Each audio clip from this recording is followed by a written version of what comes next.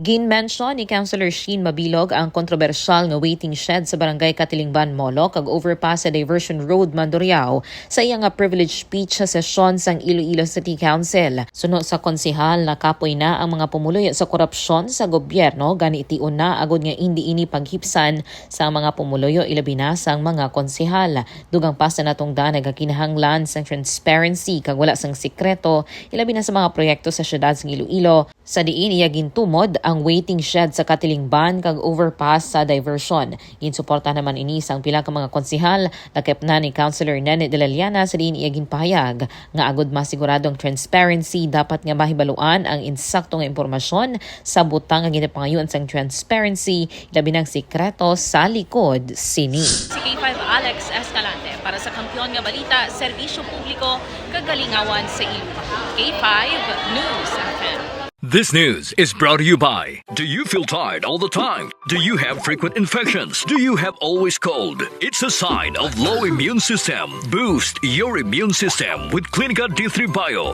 antibacterial, natural antioxidant, immune system booster. Clinica D3 Bio has vitamin D3, lauric acid, and monolurine to fight against all viruses. Try Clinica Vitamin D3 with Coccus nocifera.